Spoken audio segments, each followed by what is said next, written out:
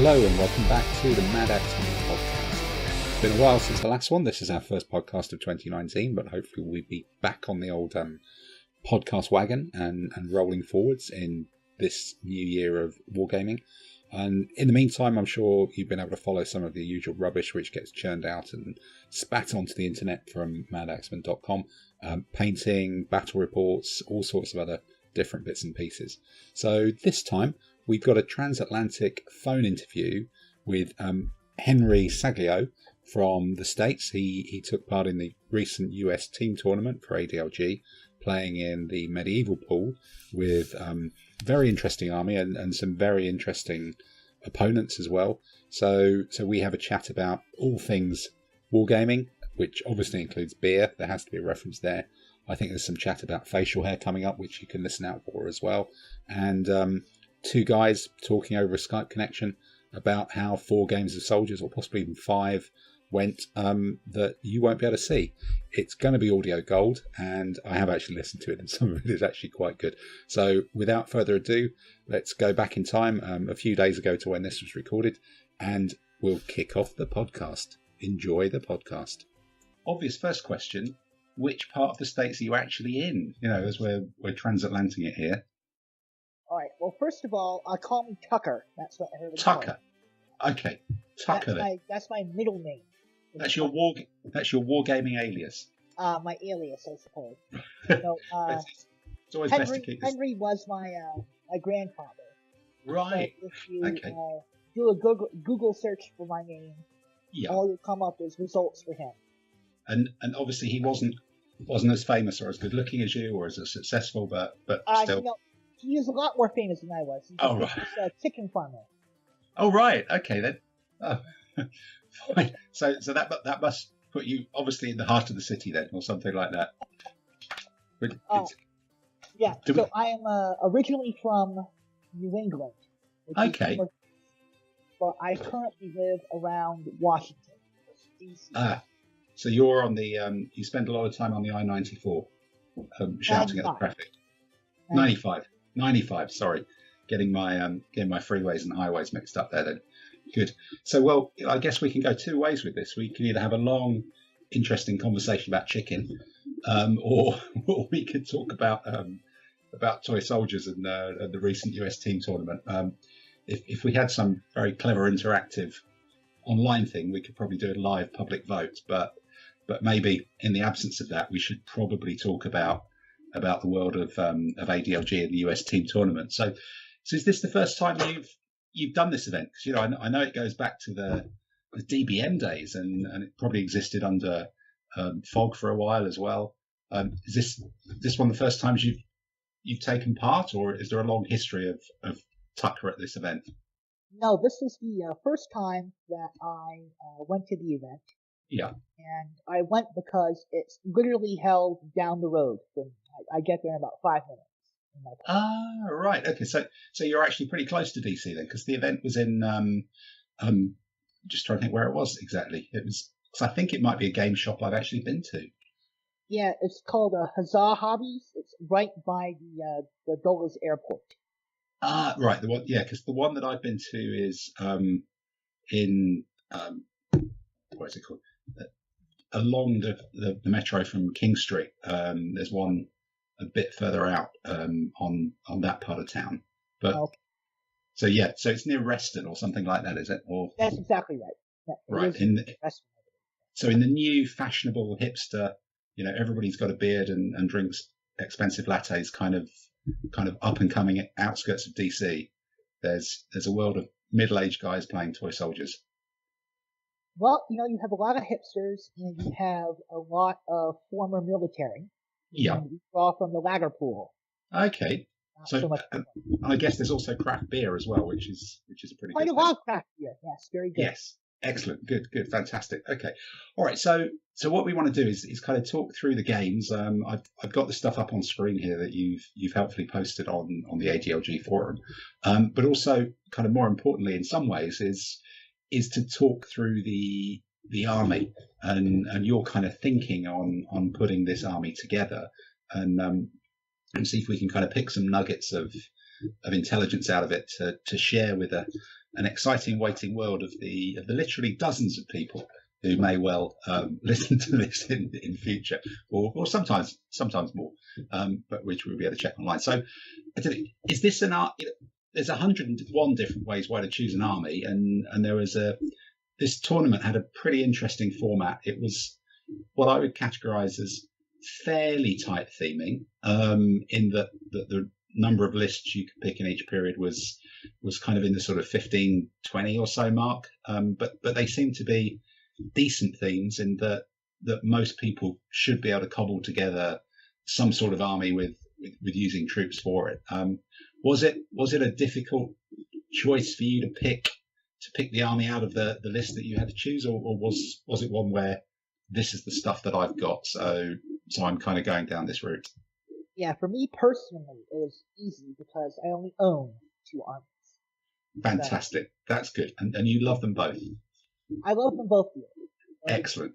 Good. So you're going with Condottieri, which is a very popular army, because I always think this is the classic Wargamers army. It's got all the toys. You can pick almost anything in it, and you can put something together that looks kind of cool. Is that kind of how you approached it, or is there an Italian flag fetish background along with your chicken-based background that we should all know about? Well, my ancestry is from Italy. So okay. There's a tiny little bit of that going on. Well, let's call it that. It was your army in spirit for sure. But I originally collected one because I had a friend who had Hungarians and Ottoman Turks. Okay. And I picked the Condata, specifically the Venetian Condata, because they were a historical match for both of those. My God, there's probably competition wargamers around the world shivering in revulsion at such a kind of proper wargaming thing to do. But no, that's excellent. It's a good army as well. So you're putting this together, and I always think you start at the top of the army list, and you've got the 3 commands, and you've gone brilliant, ordinary to use up the pretty good +4 command and control. And reading it through, and we'll pop this on the screen if we do a YouTube version of it as well. So your first command, reading it down here, you've got 2 ordinary heavy knights impact. You've got a couple of crossbowmen.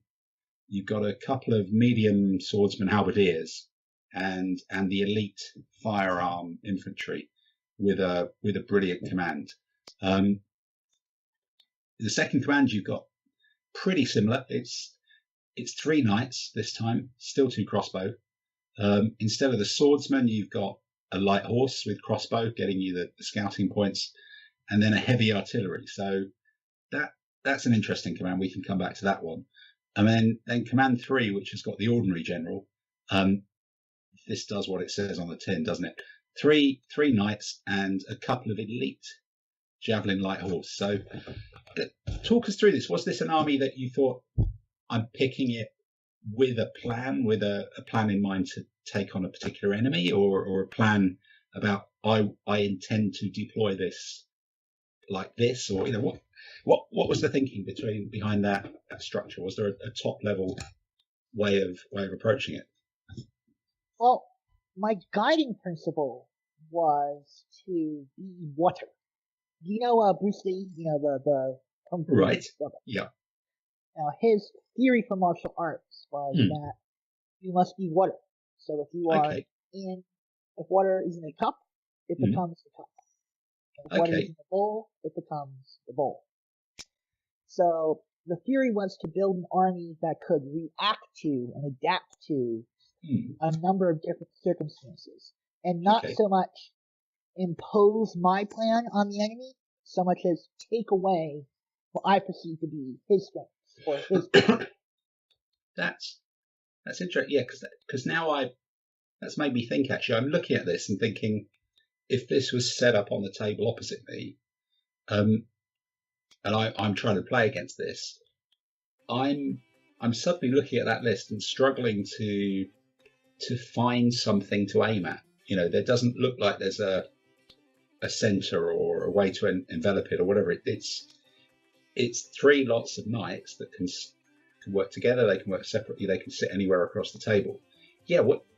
And the heavy artillery is the only thing that's really going to be static there, isn't it? The rest of it is movable, could work anywhere. So and is this an approach that you've kind of tried and tested, or was this an army that is this a way that you've found as being successful playing? Well, I played about, I don't know, a dozen or so permutations of the army. Okay. Yeah. Trying out different builds. I found out that you probably don't want more than one artillery. It's nice, but one is kind of the right amount. Yeah. Yeah. And I also found that if you take heavy infantry, the options for the Italian heavy infantry, I mean, it varies from city-state to city-state. But generally speaking, you can only have a small amount of heavy infantry. And if you take your infantry as heavy, that means you can't take it as medium. So I can either take the halberdiers as medium or heavy, and if I take pike, well then I kind of want to take the halberdiers as heavy to be their friends, band together. And so the issue was building commands that kind of work together both individually and collectively. Yeah, because each time I've tried to put this list together myself, and a lot of the times you see it. To me, looking at the list on page 202, almost I would start with this list by going, right, 2 mediocre pike and something to sit in between them. So suddenly I've got a block of 3 things, and then you're right, you have to bolt them on, and suddenly you've sucked up a lot of points, and you don't have much left for the knights. So this is almost. Is that because you kind of struggled with making the pike and the heavy infantry work, or was there an anticipation of the potential enemies in this period? I think it was more the latter than the former. I think you can make the pike. I think you can make the heavy infantry work. Yeah. But if you want to take on elephants around here in Northern Virginia, elephants abound. There are elephants everywhere. That must be terrible for the chickens, I imagine. But you have no idea. You have no idea. Go outside and there's a pachyderm just. The traffic on the I-94. Oh, awful! What an elephant could do terrible damage to that.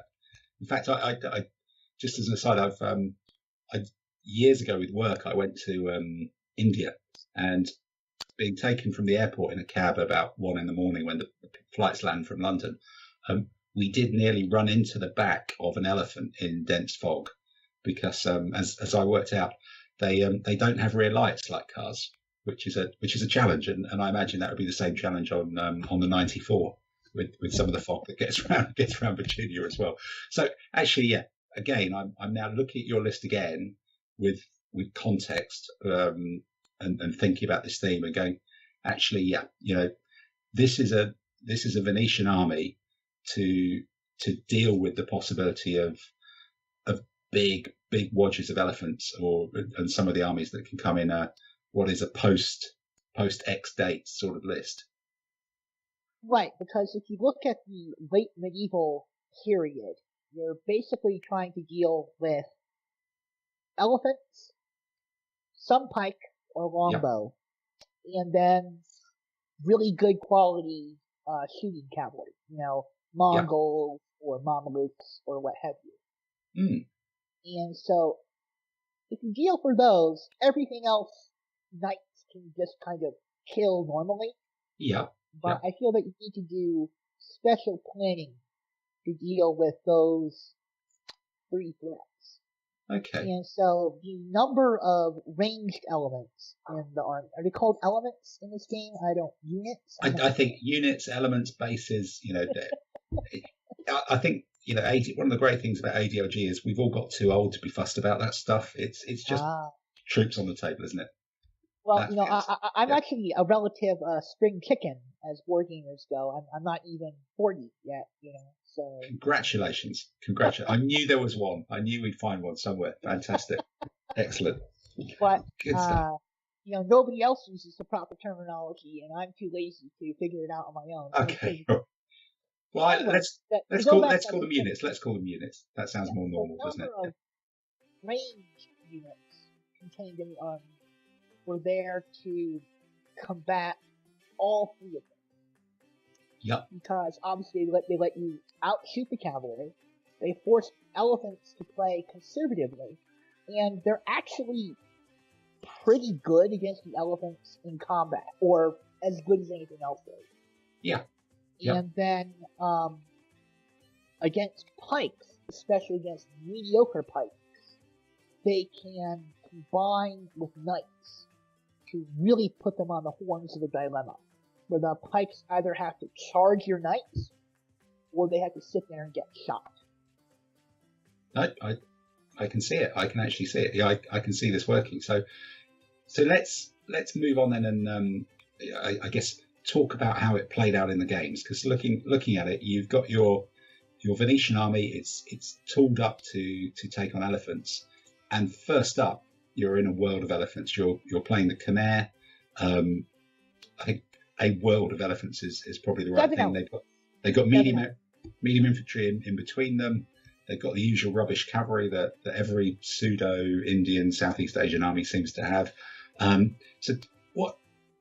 did that work? Was this the plan working? How did the terrain set out? And how did you set out against what I imagine was a pretty solid line of elephants and mixed foot? Right. So the Khmer, basically there are two kinds of elephant armies.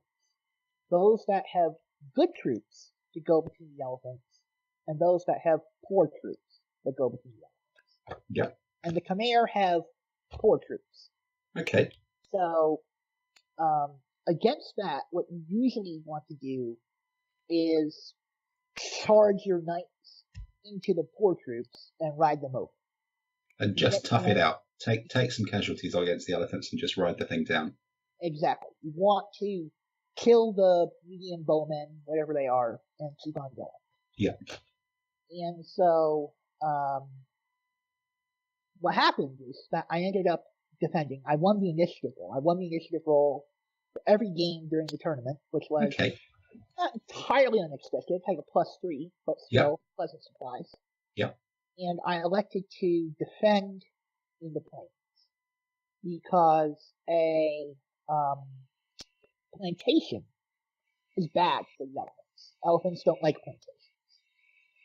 But my medium infantry, my elite handgunners can fight well from the plantations. Okay. And also, there's an interesting question there about and I think defending versus attacking is one of those things in ADLG. You start off thinking this is a no-brainer. I have to attack. I've got to move first, deploy second. That's brilliant. And then you get to a point of realizing the control over terrain that defending gives you. As long as you've got a plan to use that kind of works. But I would have wondered against these wide elephant and rubbish mixed armies. You kind of know how they're going to deploy because they've only got one trick. Really, they're just going to deploy in a big line in stuff they can roll forwards. So if you let them move forwards, are you not losing your depth to redeploy or concentrate on a particular area of the table, or was your plan just to have done that by deployment anyway? Well, there were two facets. The smaller, much less important facet was that you can kind of predict where the elephants are going to go, and that let time, and you can time their advance. You see how far they're going to be in a given turn, which lets you optimize the number of artillery shots you get against them. Okay. Then the second thing, and the important one, was that my plan was to set up an ambush, hopefully inside the plantation, but I also put a hill and a town on the board. All things that knights can hide in or behind. And jump out of that ambush and roll the enemy up from the flank. So that's astonishingly radical, because I think in I almost thought that part of the rules of ADLG was that you had to deploy an ambush with no troops in it, just to slow the enemy down. So to actually see an ambush with real troops in it must have been staggeringly shocking for anybody. Well, that's what happened during the game, because I got virtually all the terrain fell on the right flank. Okay. And that's where I put command number 1, the one with the halberdiers and handgunners in it. Okay. And then the other 2 commands held in the center, and I dismounted all their knights.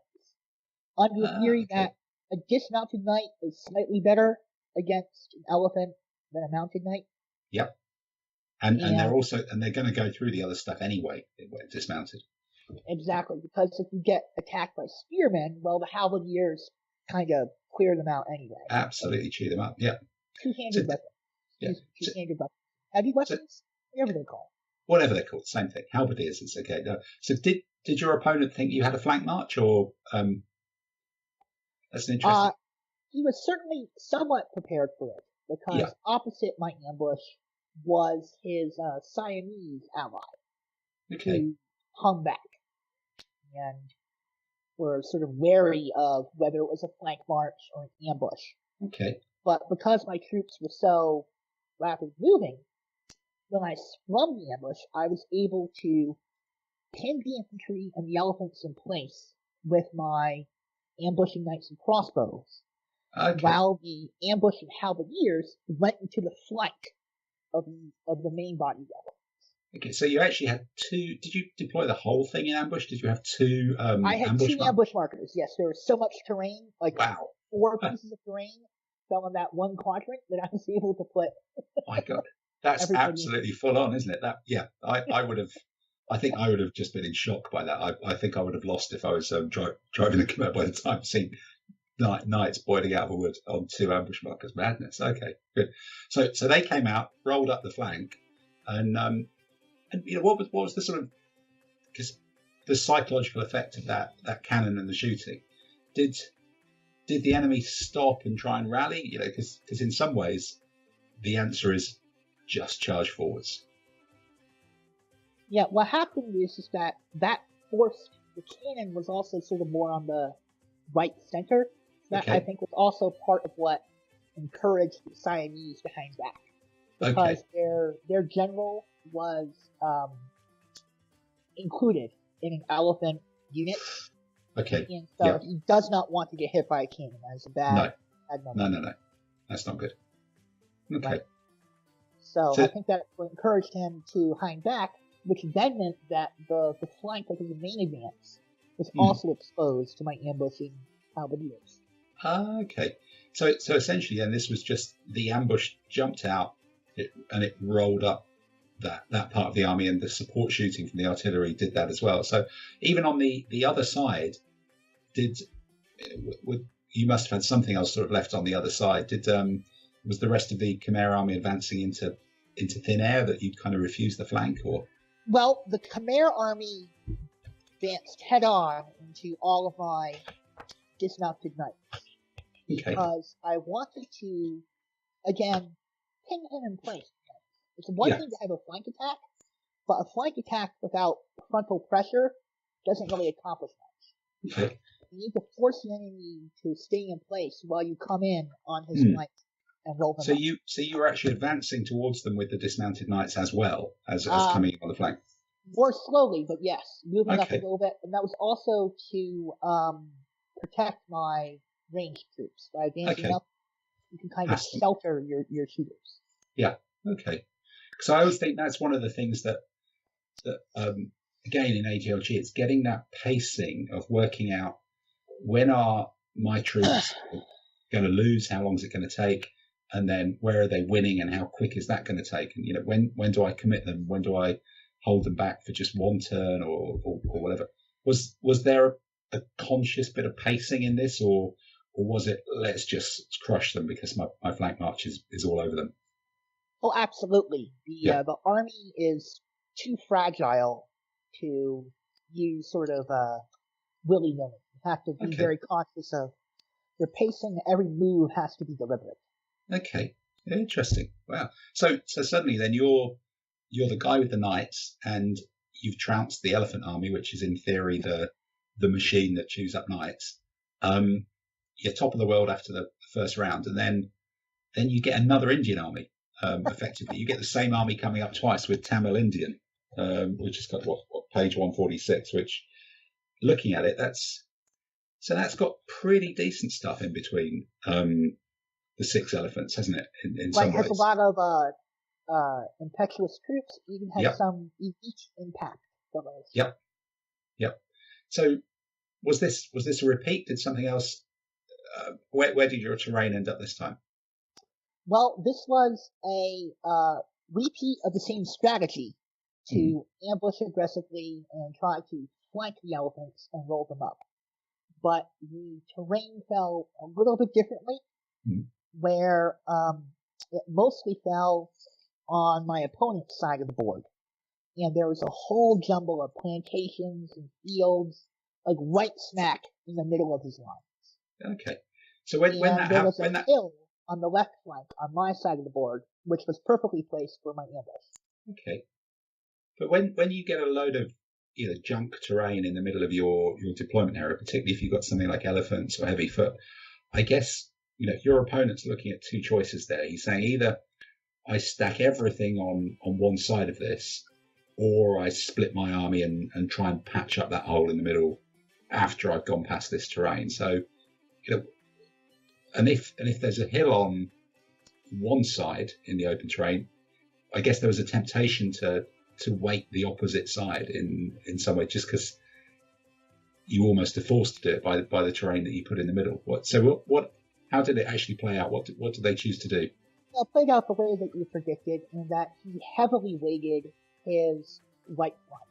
That's where he put most of his good troops, all of his elite impact guardsmen. I'm not quite sure what they are supposed to be, and a good chunk of his elephants. And he left mostly sort of riffraff to defend the center left. Okay. So then, did that mean they were kind of too far away for your flank march to swing into his flank, or? It did. It meant that it was not going to be sort of the immediate success that I experienced against the Khmer. Okay. So they all kind of jumped over the hill and went, ta-da! And the enemy went, yeah, but we're a long way away, come on. It's kind of one of those things. Bring it on. Yeah. But the one good thing was that they were so far away that I was actually able to perform a triple march with my infantry up the board and be basically at his board edge at the end of turn 1 before doing a right turn and rolling up towards his camp. So actually, yes. So if you're able to put pressure on the camp of an army, even that attacks, these armies with elephants are not massive generally, are they? The camp can make quite a difference. So, did you actually in this one, did you dismount the knights as well, or did you keep some of them mounted this time?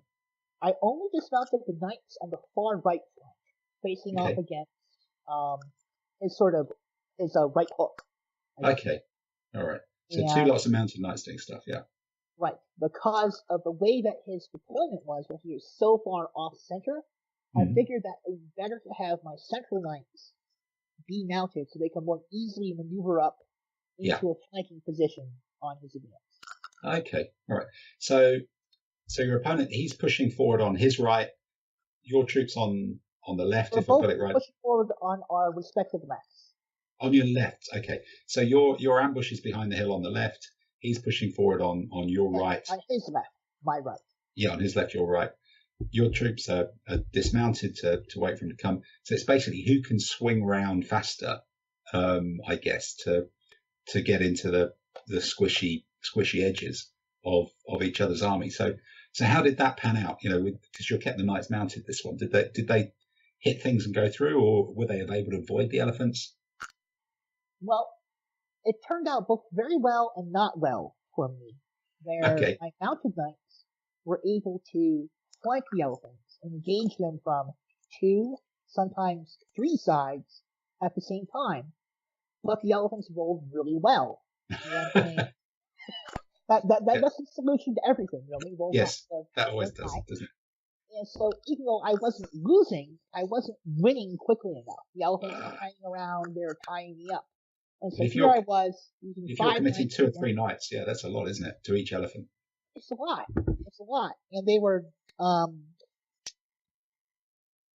then my range troops were kind of in the center of the board.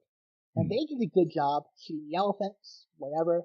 My opponent didn't want to come in because of the threat of the flanking knights, but he had to because my range support was so effective. So he charged in there, and I believe destroyed everything on contact.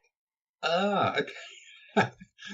So it's one of those that teaches you to laugh in the face of adversity, and then grimace once you should go to the bathroom, out of sight of everybody else, I guess.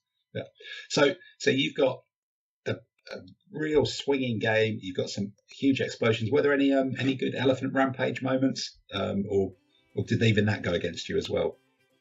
The only elephant rampage of note was that one trampled forward to hurt my artillery. Oh. My artillery had killed an elephant earlier in the game, and so this was a form of revenge against it. Right. So the artillery takes a hit, and then it gets charged by some medium infantry, and manages to kill them, despite being down a bit. So, the artillery got through the fight unscathed, but pretty much everything else in the center and on the right got run over by elephants on top. Okay, so there's carnage everywhere. It's like a bowling alley with elephants instead of pins. And so how did that game pan out then in the end? So at the end, we were both like a single move away from each other's camp, and he ended up winning the game. He ended up winning the game because one of his elephants was surrounded on 2 sides by knights, and he ended up winning the combat and flicking the hit on me, which pushed me over my break limit. Oh, well, it sounds like a fantastic game, and it was really great. Yeah, and again, it's a very different outcome from the first game, obviously, but it sounds like a large part of that was that the terrain really fell in your favour in the first one, and then in the second one, it was just not quite in the right place for repeating the same tactic. Then, that's right. I think also my opponent had a better plan in the second game. His attack was a little more echelon, so he was kind of protecting the flank. Okay, so he created a bit of a diagonal line rather than just going forwards and stepping in and giving a flank. Right, exactly. Okay, good. All right. So game 3. I'm trying to remember how you guys run things in the States. Is this game 3 on the same day? Right. The tournament is a little bit strange in that we have 4 games on the first day and 1 game on the last day. So then people drive back home for about 72 hours overnight and in shifts and things. That's the American way. I'm not quite sure why they did that, because the following Monday was a holiday. So, in theory, we could have extended it out a little longer. But maybe there's some war gamers out there who, with wives and families, I don't know. There must be 1 or 2, possibly, that have to get home. Otherwise, I don't know any of them. Nobody knows any of those people. No one admits to it, or even actually talks about it, do they? But I've got many wargaming friends. I couldn't even tell you their surnames really, but I know all their armies and some of the figures from many years. Right, so game 3, you're halfway through the day now, and very different thing this time. Steppe Mongols, which could be any one of the Mongolian lists, and I can probably guess what it looks like. It's actually literally called Steppe Mongolian. Steppe Mongolian, that's the one. And I guess what. Heavy cavalry, medium cavalry, elite, shooters, quite small, 19-20 elements, something like that. That's right. That's basically it. So this is going to dance around more than you, isn't it? But it's testing you, the other theory with the army. You've tested the elephant theory to destruction, and now you're testing the kind of Turkic cavalry theory. So this must be an interesting one for terrain choice. Then was this you defending yet again? Gosh, I forget if I. Actually, no, it looks. I think you might have done. No, I had to defend, because if I attack him, I can only attack him with steps, which is okay. All right, that's a no-brainer, isn't it? Yeah. I defended in the mountains, and the theory I have against invasion cavalry armies is to try to get a big piece of difficult or impassable terrain in the middle of their deployment zone, because that greatly impedes their ability to retreat and maneuver. Yeah. And that happened. I got a nice big lake, nice big piece of impassable terrain in the middle of the board, and then my opponent rolled a 6 and got rid of it. Oh, right. and the plan crumbles to dust. So you've now got a billiard table, or a pool table, or whatever the right term would be, transatlantically, and a Mongol army on a billiard table. So my understanding is that billiards and pool are different games. But ADLG is a third game, not to be confused with the first. I guess so, yeah. But as long as you don't lose any elephants down any of the pockets, I think the theory is still the same. They still work out the same way. Right. So pretty much the only terrain was, very conveniently, the left side of the board was completely lined with steep hills and forests. But all of them touched the board edge, so they maybe extended, 4 UG in. So it's a de facto waterway, really. Right. And the only other terrain was a village on my far right flank. Okay. And so perhaps clinging to it, like a bit of flotsam in a storm, I developed my plan around using that village as an anchor to kind of protect my flank and kind of pivot out to roll the Mongols up. Sort of a revolving door. It's a very difficult thing to not do, isn't it? You sit there, you create if you're anything like me, you create a defensive position, and you think, right, I've got this great defensive position. What am I going to do now? I'm going to advance out of it. That's my strategy, really. which always seems to be a bit tricky when you get about halfway through it.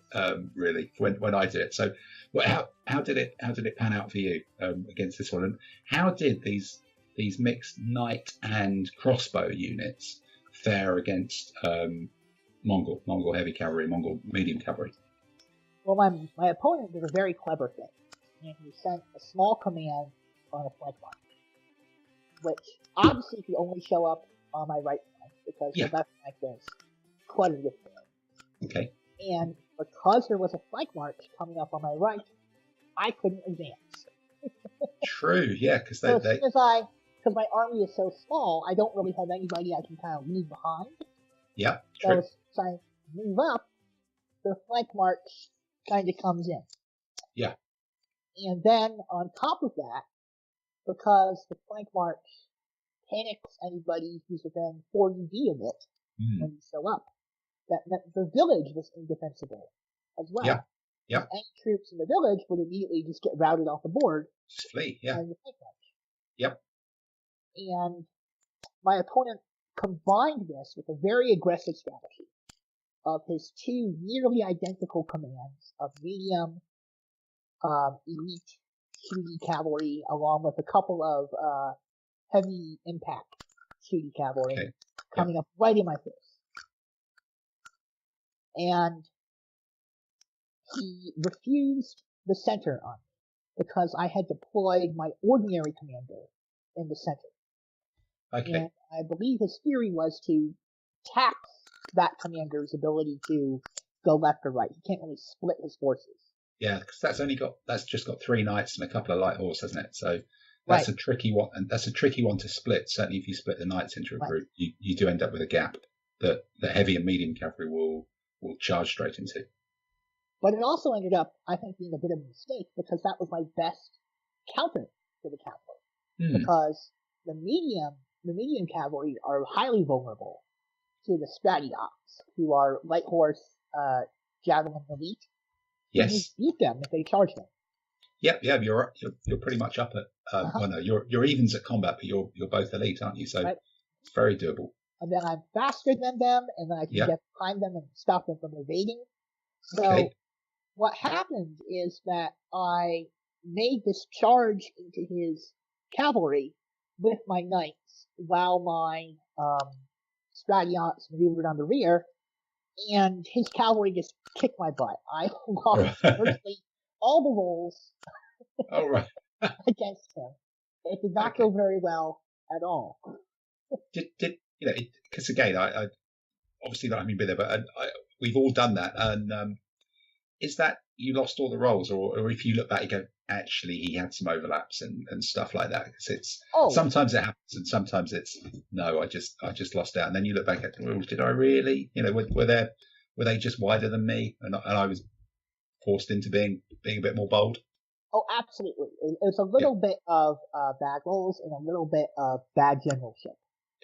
They always seem to come together, don't they? They really do. They really do. It's just a strange coincidence. That strange coincidence. Yeah. But then conversely, on the right flank by the village, where I had my halberdiers, my crossbowmen, my handgunners, and 2 units of knights, defending the camp against the Mongol flank march, they held out brilliantly. So the most vulnerable troops in the army were able to repel the Mongolian assault. Yeah. While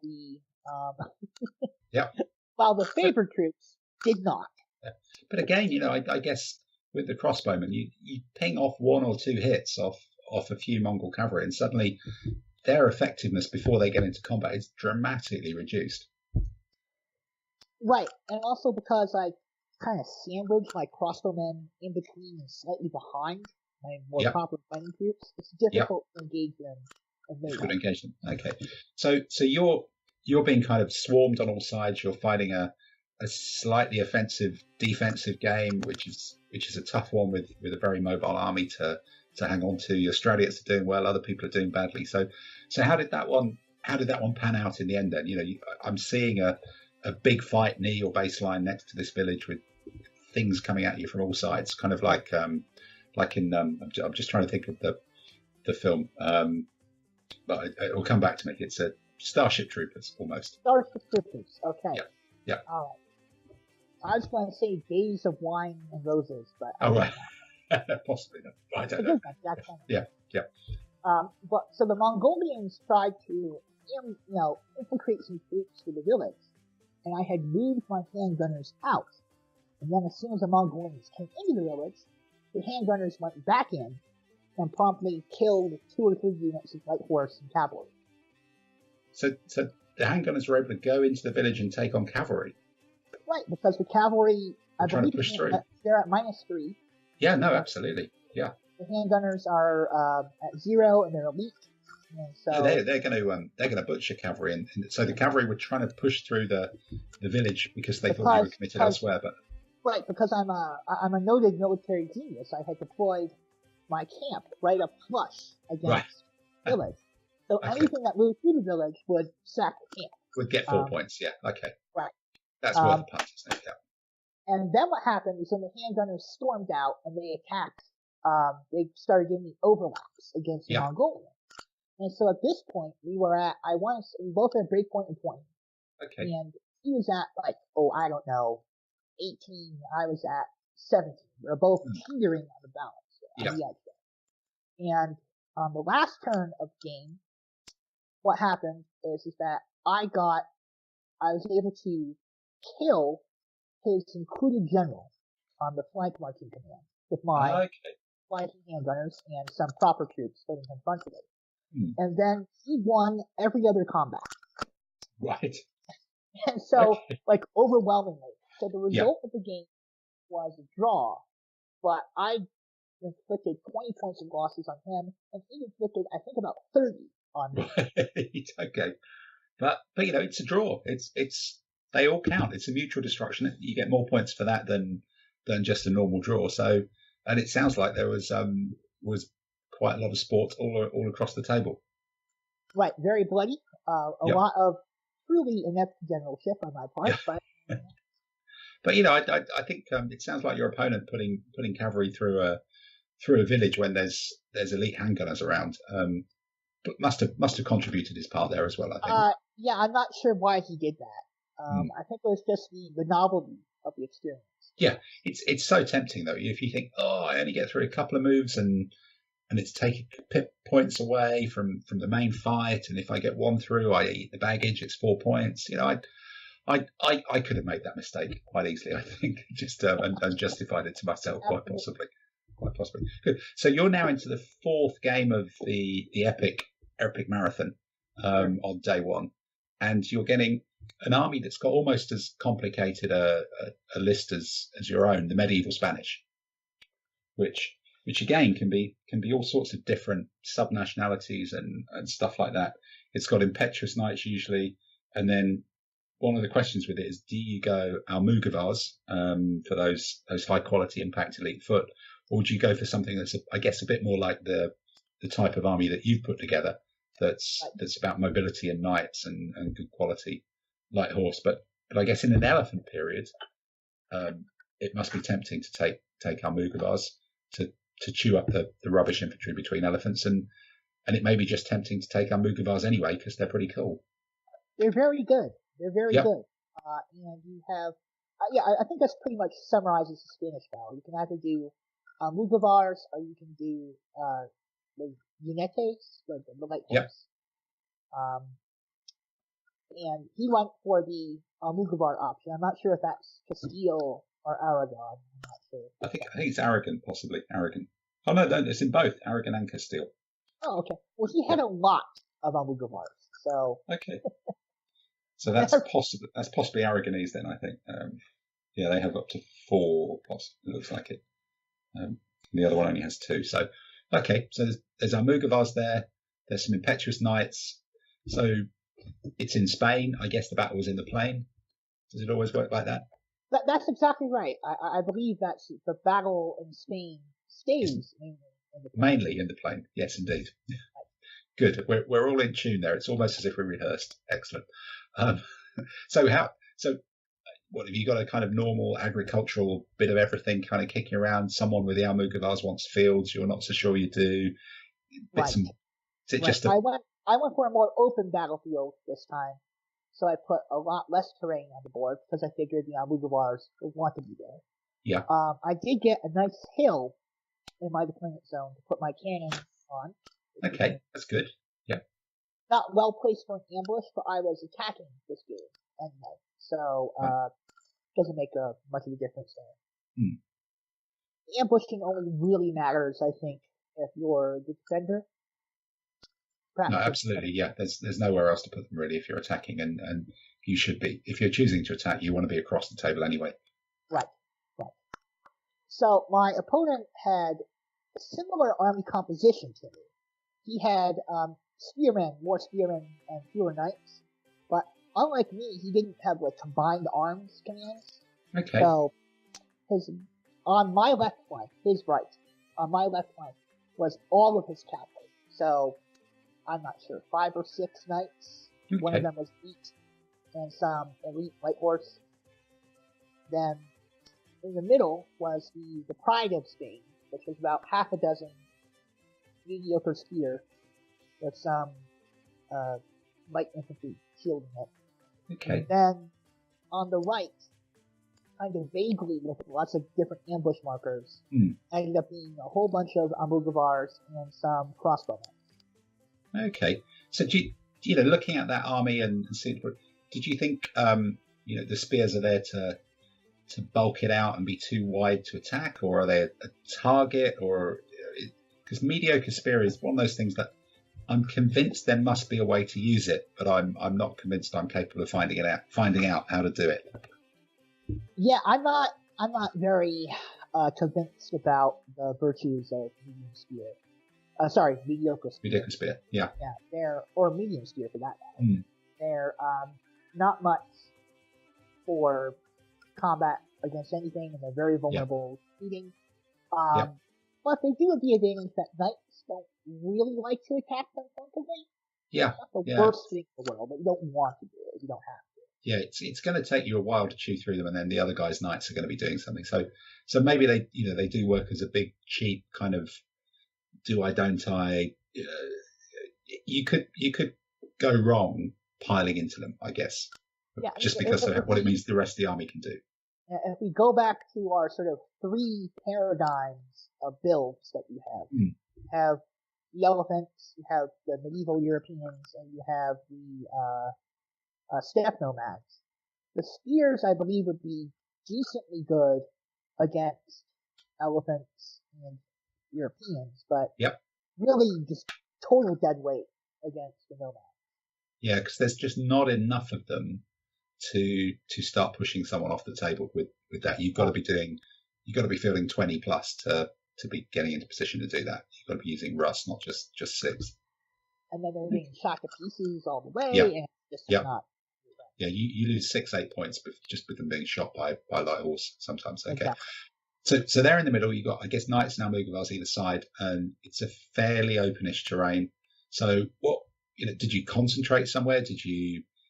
Where did you choose to put the punch in this one? Well, I put most of my troops on the left side, the relatively open left side, under the theory that they could use that nice hill to shoot from, and then the knights to kind of ride forward across the open terrain and try to outflank the Spanish. Okay. And then I had my few medium spear and my swordsmen and handgunners facing off against the Almugavars. If you fight them in bad terrain, you can hold up for a turn or two. Okay.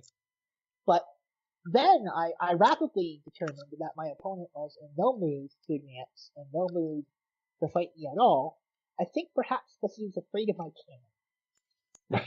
The great psychological effect of the cannon. Yeah. I think the lone cannon there made him just back up. Yeah, no, it can do. It absolutely can do. And I can look back at games in competitions that I can say I lost that because of the cannon, because they look easy to attack, but you get bogged down and suddenly they're shooting in your turn and the opposition's turn, and you do kind of have to avoid them because they can knock 2, 3, 4 points of damage off someone who's advancing to them quite quickly. And in some of these smaller armies, that's a real problem. Yeah, so what I did here was because I had to attack his line, I did it in kind of a 3-step process. So the first step is that you move up your knights slightly ahead of your crossbows. So your crossbows are within 4 UD and they're shooting. Yep. And the enemy knights can't charge you. Then what you do is then you kind of shuffle some knights around the flank. Try to overlap the enemy line.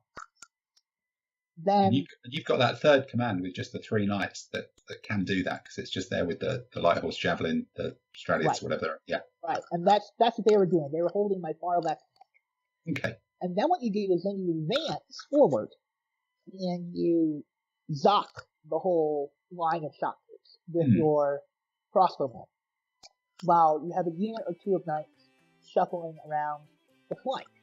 So that way, the enemy can't avoid the flank charge. Okay. And hopefully by this time, his knights have been softened up a little bit, so they're not going to ride right over the crossbow. Yeah. So this is a bit of a bum job for the crossbowman, isn't it? Really, it's like yes, guys, you're signed up to die today. What's the nobility deal with the enemy from the flank? I guess you pay your money and you don't get a choice really if you're a medieval mercenary. That's the way it works.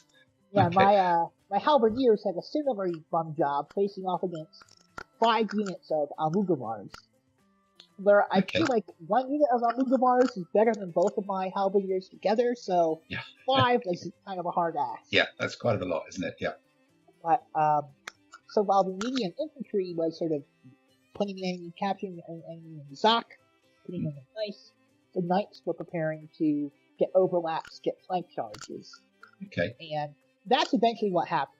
Is I got units of knights into either end of his line, one attacking his knights, one attacking the mediocre spearmen, and I kind of rolled up his main battle line from both ends.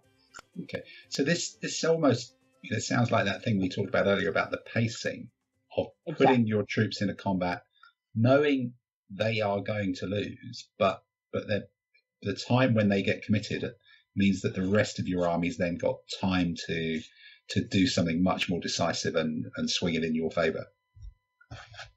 Right. I mean, that's exactly right. It's like, what I find wins in ELT, well, what really wins is rolling lots of 6s. That's the best. Yeah. Yeah. But, But otherwise, you want to get either incredibly lopsided matchups, like knights against medium infantry in the open, right? Yeah.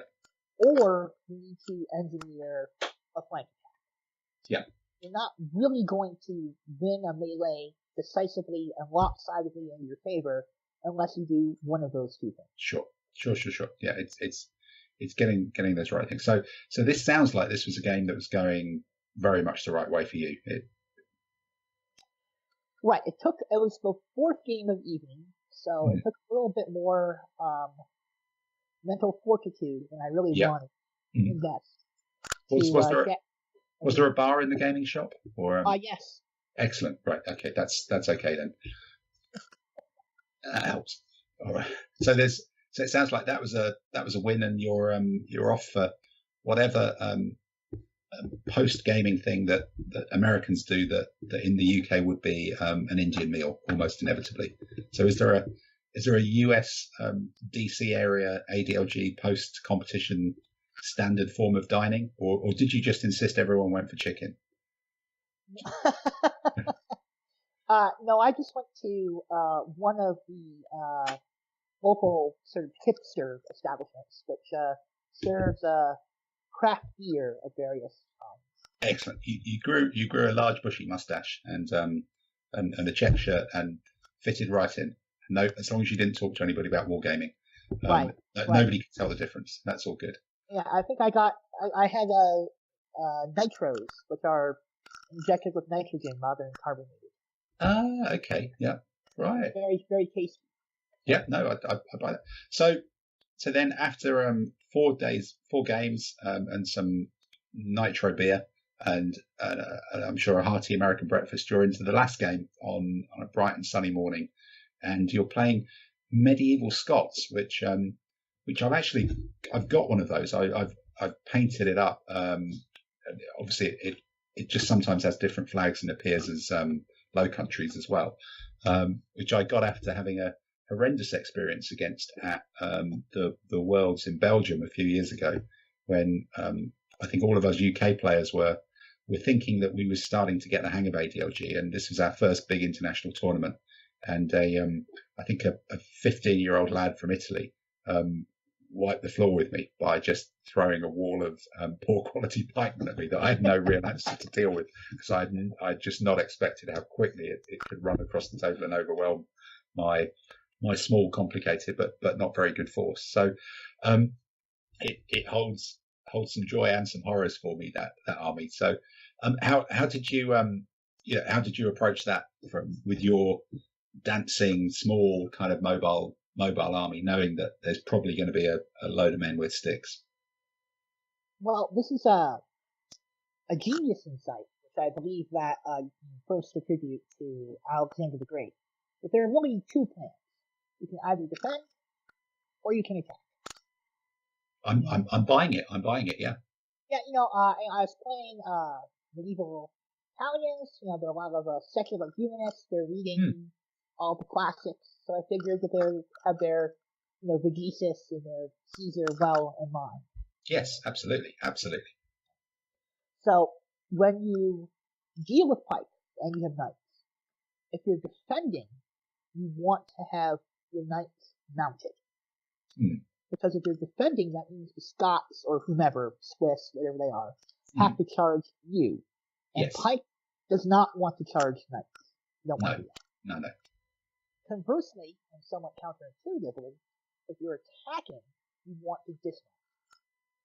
Because dismounted foot knights are at least okay charging against pike.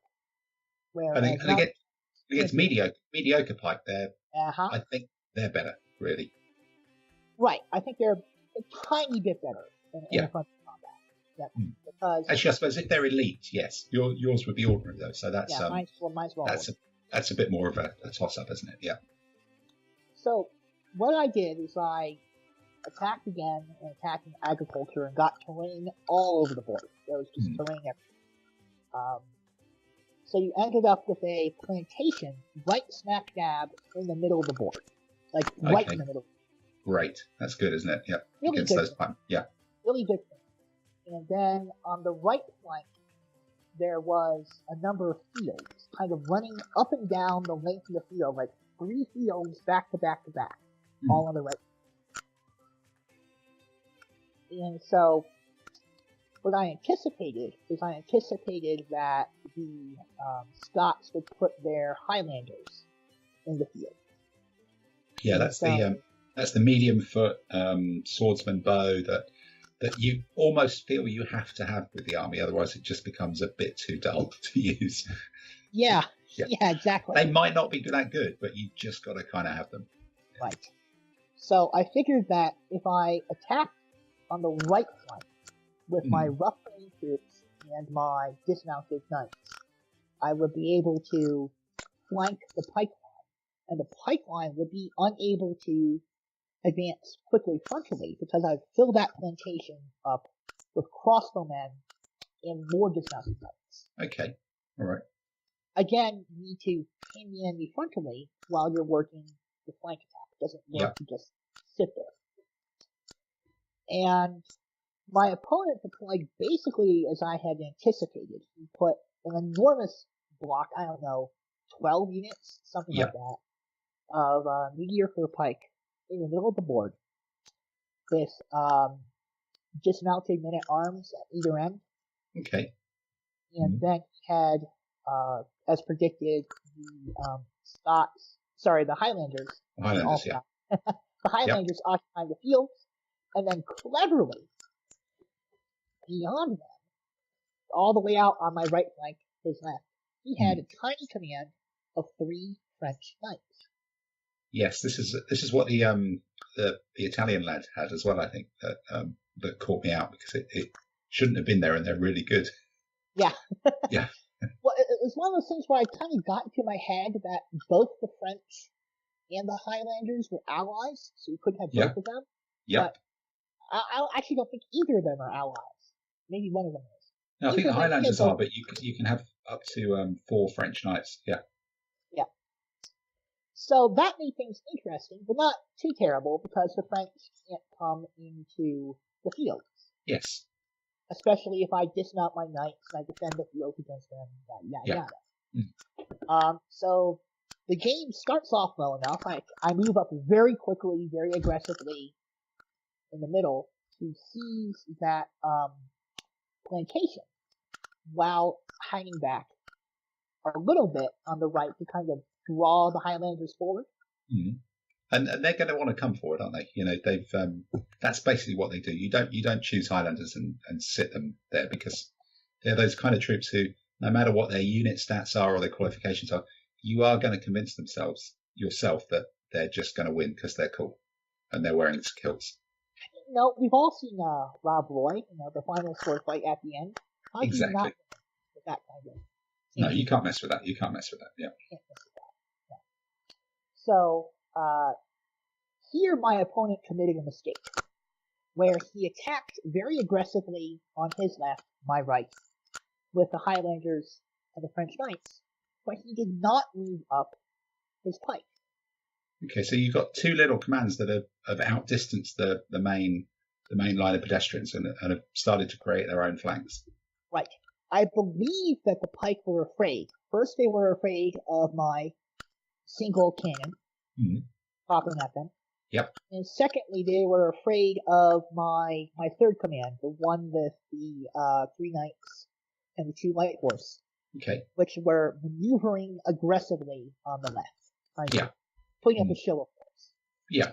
Okay. So I believe that the pike were intimidated into quiescence. And as a result, the attacking Highlanders, who also had some longbowmen, I want to say. Yes, they do. Yeah.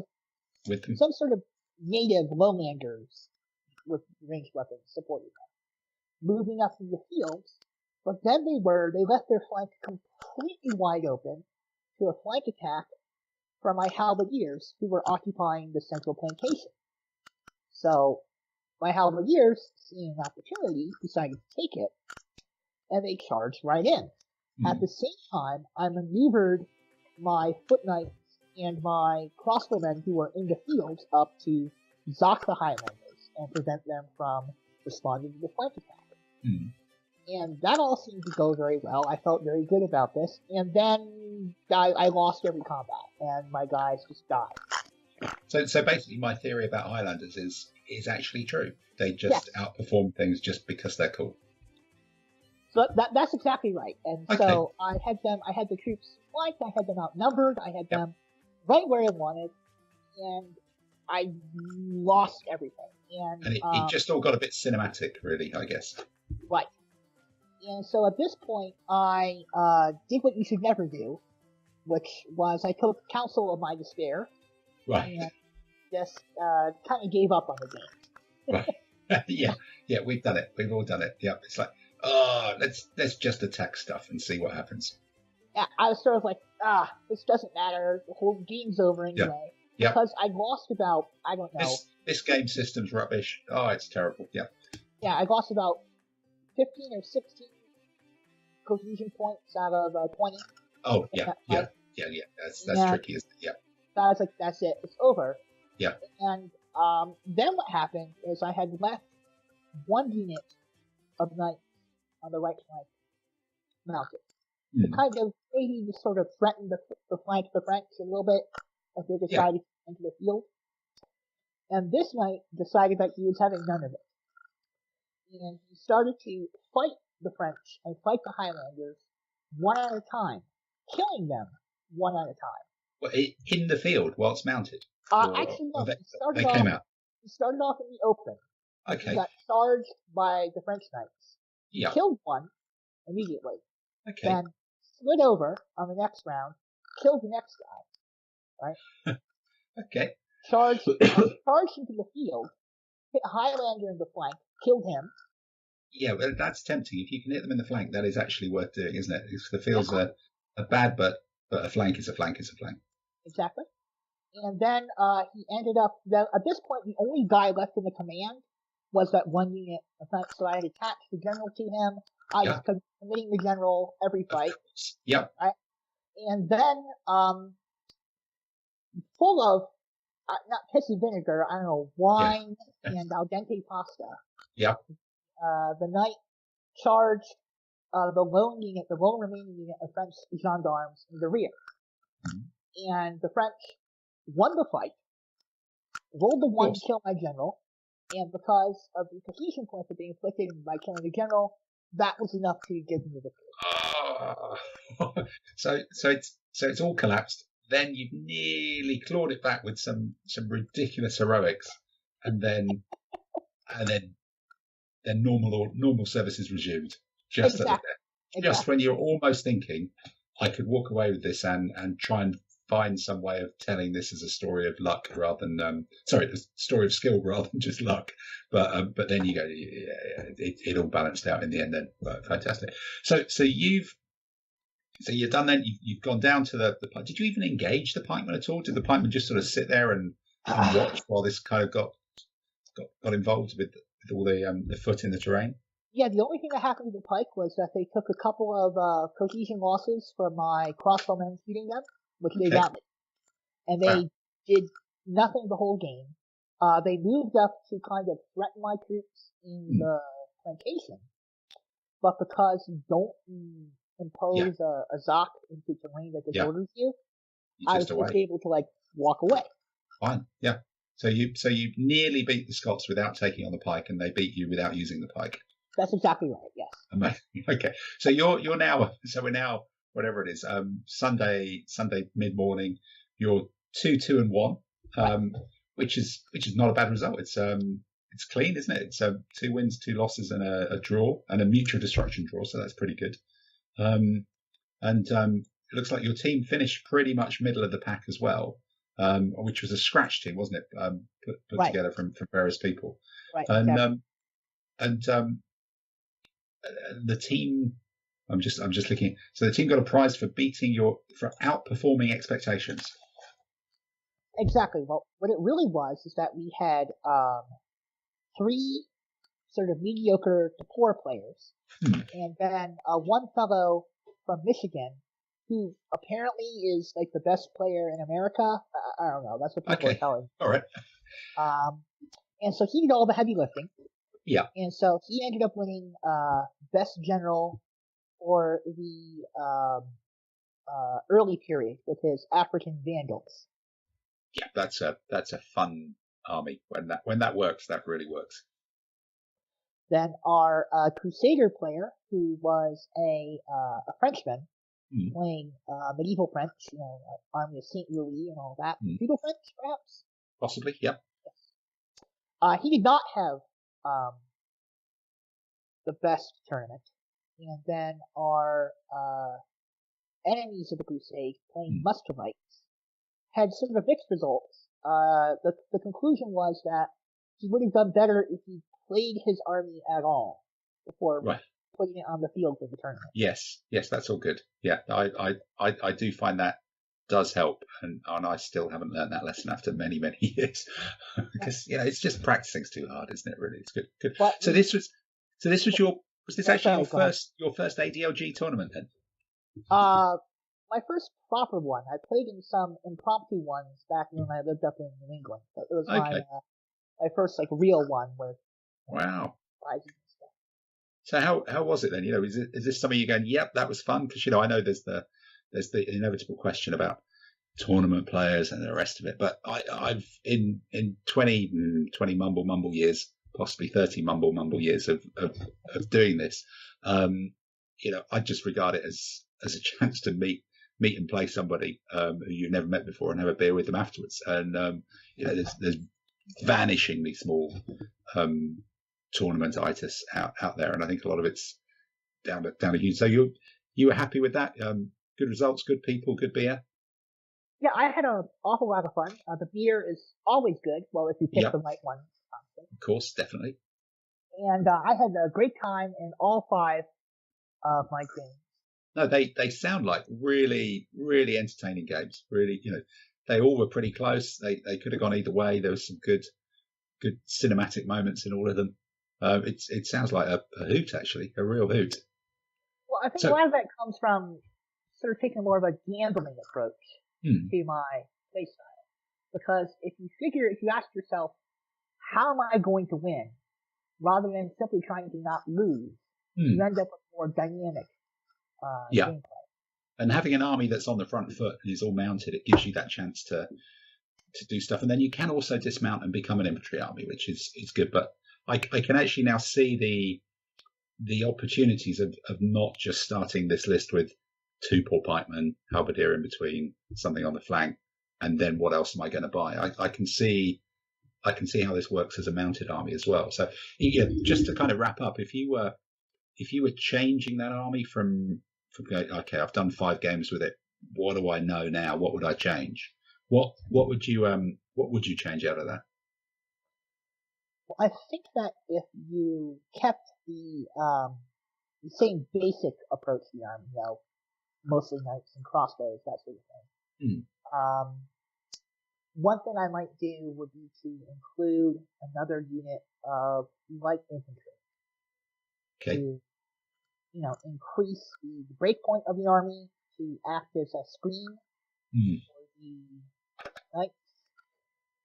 That would be a change worth considering. Another thing. I think that's a thing that is probably a good thing to look at with most armies. I'm trying to draw up an army list for a competition in Greece at the moment, and I do find that you kind of shed the light infantry through the iterations of an army list, and then you end up with less than you actually really should have.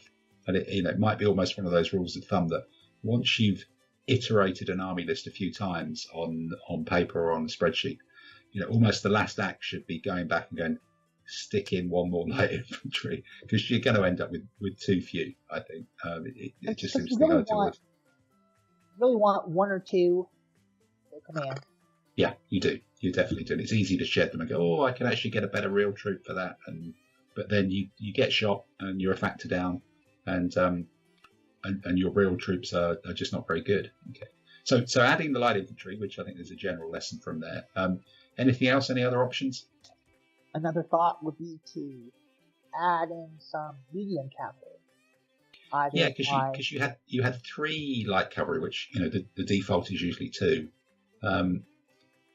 bumping one of those up to medium. Because I was taking the Venetian option. Yeah. You have to take 2 Stallions.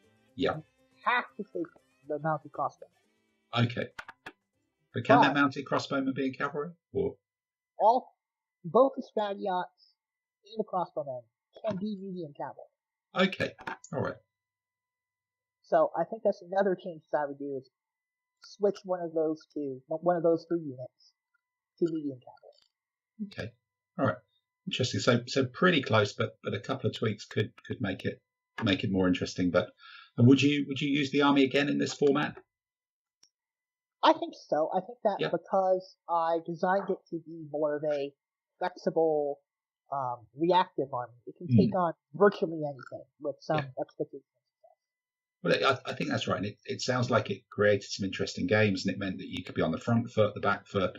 You had options to play all those games differently, which that army structure gave you. That maybe a different structure would have been slightly more formulaic about how it had to be used. So I think that's a really interesting approach. It's as I said at the beginning, it's a very different way to the way I would think about using the army myself. But I think talking to you and seeing how this played has pointed out that I'm not thinking about how this army goes together. I'm putting it together without thinking, and to actually take another step forward and just look at it as a blank piece of paper.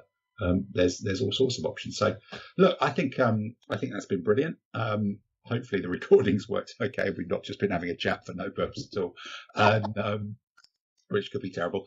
But no, Henry, thank you, and your Venetian stories, your chicken stories, and your beer stories, all of which are excellent. And hopefully we can do this again at some point with another competition and another set of armies. And we will try and get this uploaded and online within the next few days. So thank you very, very much for your time and for your write up and for contributing so much.